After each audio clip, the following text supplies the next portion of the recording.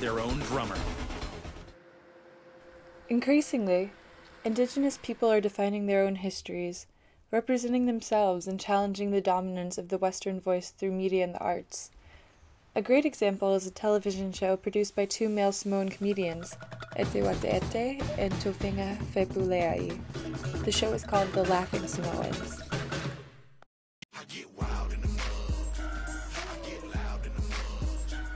What the heck is Take a Tour Village? Give it a chance, Randy. I love the Maori.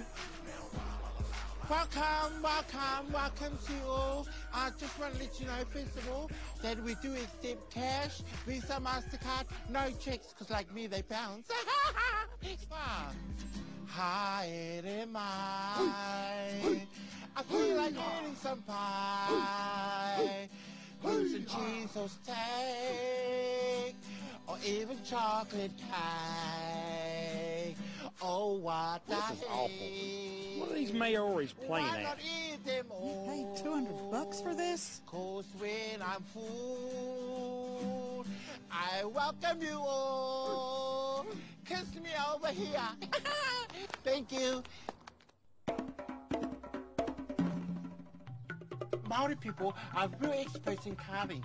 In this community, I'm a very popular carver. Carve a drink around. Oh, shush, Faye, I'll come here to carve your face. Well, here you go. You watch me. I'll show you some basic skills when it comes to carving. First, you knock the head off. I'm not. Ambulance, please. I'm gonna sue. All you have to do is just chip away slowly. You need a lot of patience. A lot of... Oh, where's the other one? Here's one that I prepared earlier. It's a portrait of my niece, Faye.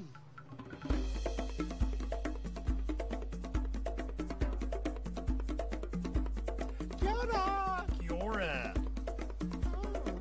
Kia ora. Oh. Now these berries are very rare, only found in some places in Aotearoa. They look delicious, they look sweet, but don't eat them because they're very poisonous.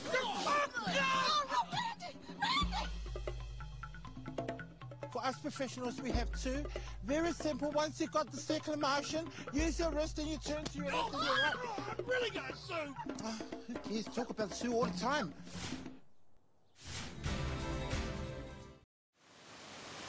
Since the 1970s, there has been a proliferation of art and literature in the Pacific, blatantly challenging colonialism's mental footprint.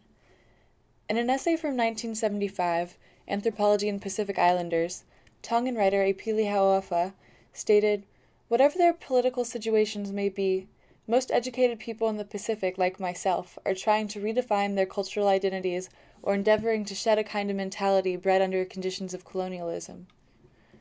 A year later, in 1976, Albert Wendt wrote the essay, Towards a New Oceania, which called out to islanders to be active participants in changing the perceptions of Pacific peoples. He suggested that rather than revert to an idealized culture of the past, islanders honor tradition and at the same time negotiate new identities as times change.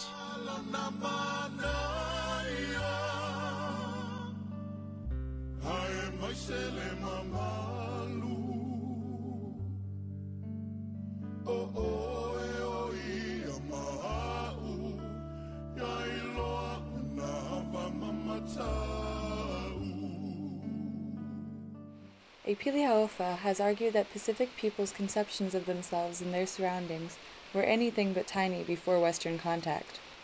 He tracks the shift of a limitless conception of the world to one of confinement, asserting that it was not until continental men, Europeans and Americans, drew imaginary lines across the sea, making the colonial boundaries that confined ocean peoples to tiny spaces for the first time.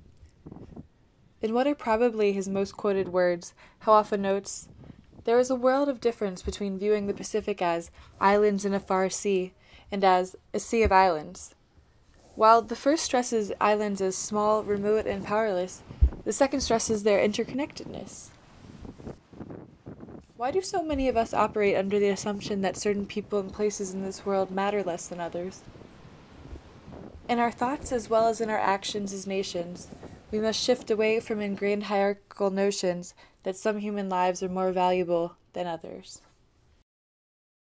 In small ways, first-hand experience with islanders during World War II help dispel ignorance, fear, and prejudice among soldiers. Contact often helps eliminate misconceptions. I hope these interviews bring you closer to faces you've never seen and to voices you've never heard. Do you think anything's lost in translation when you speak in English rather than in Samoan? Yeah, definitely. Could Because you explain that? I always have the mentality that if a Samoan can't speak English, we don't have to worry. It's not our language. But if a Samoan can't speak Samoan, that's like a huge problem there. That's your own language, mother tongue. I always advise Samoan people, if you don't speak English, don't be ashamed of yourself. It's not our language. It's not what England's language. English. It's not our own language. We should be proud of ourselves. Do you feel like you think differently when you speak in Samoan? Yeah, definitely. Yeah, think differently. Could you explain that a little I have bit more words to describe my thoughts. More words, yeah. If I speak in Samoan.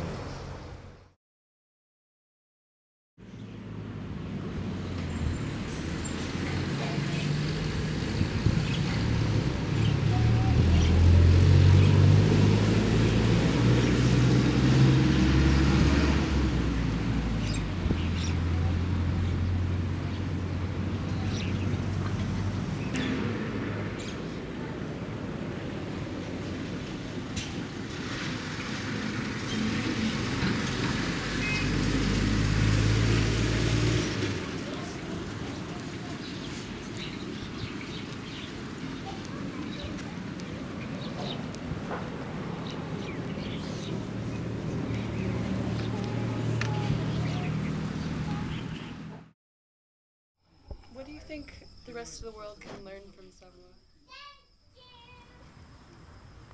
Well, you will learn more from Samoa if you stay here in Samoa.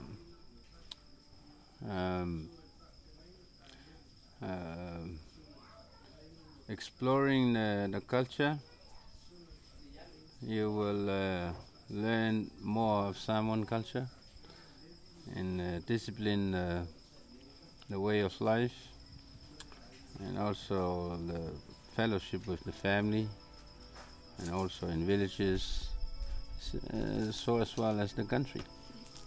While in the church, now you will know that Samoa is a Christian church, Christian country. Well, from there you will learn more in Samoa, because we are Christian people. I think the best thing about Samoa is our family, the way of life.